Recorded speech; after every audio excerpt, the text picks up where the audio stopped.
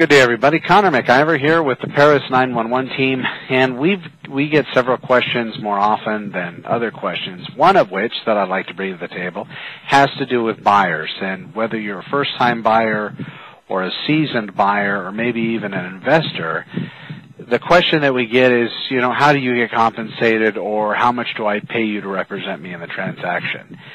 The way that it works typically is the seller, whomever that is, be it a human being or bank or corporation, that particular property that's on the market for sale, they are paying two sides or both sides of the commission. The agent that the seller has chosen to represent them in selling their property, they're paying that side of it, and also they're paying the agent that brings the buyer to their property as well, which in fact, if you hired Paris 911 to represent you, 911, we would be the ones that would be compensated by the seller. So your fee when you purchase a home, your closing costs as they're called, include your part of title, your part of escrow, which are about 1% or a point each. There are certain minimums that they can't go below, so even if a property's $10,000, you're going to be having to pay those two fees out of your pocket up to a certain point, and then finally whatever your lender's charging you. Because the lender is the wild card, it's really important to make sure that the loan that they are putting in process isn't anything crazy, it doesn't have anything that adjusts on it, and it's basically continues for a 30-year time period. Unless they've explained to you other options and you've been made totally aware as to why you might choose other than a 30-year fixed locked-in interest rate program. But besides that, whenever you're purchasing a home, you do not pay the commission to your agent. Your agent is being paid by the seller, whomever that is. And yes, foreclosures are included, bank-owned properties are included, investment-owned, regular human sellers. All of them are included in that model where the seller, whomever that is going to be paying the agent to bring the buyer as well. The only place that this gets a little different happens to be with HUD, or an FHA foreclosure, a HUD foreclosure.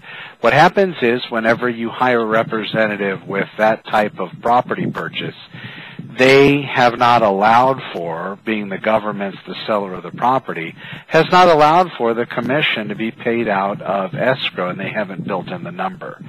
So if I'm representing a buyer with one of those homes, the buyer is the one that we're going to pay, or we're going to put in contract that pays my commission, or we would not get compensated.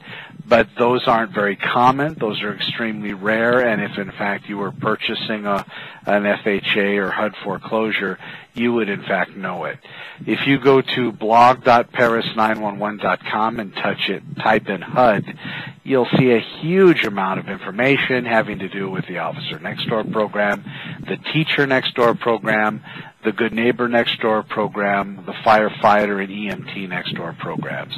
And those are also on our homepage at paris911.com. On the right side of the screen, you can check those out. But anyway, that's how us as agents, how we're compensated when it comes to purchasing real estate.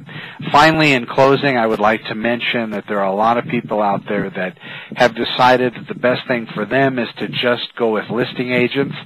I'll throw something out to you. I would let you know that whenever we're listing a bank-owned property, it always isn't the best choice to choose us to represent you with a listing that we have. And the reason being is the bank looks at that as questionable. Are really these the only buyers that are existing? So if an agent's telling you something different, I would be a little careful on whether or not I would agree.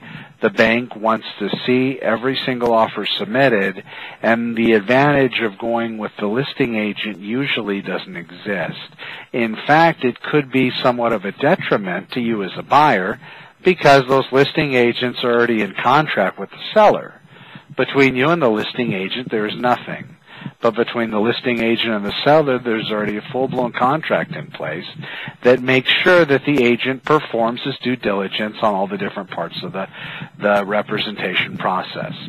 Food for thought. We would love to represent you as a buyer, also as a seller, and how we market our properties as far as sellers go is if I can get that property in front of more Buyers, they will, of course, approach the table and bring their own agent if, in fact, that's who they're working with, and write an offer. I'm Connor McIver, or Connor with Honor. I hope you've enjoyed this, and that's how buyers agents get paid. Be safe, and I'll talk to you next time. Take care.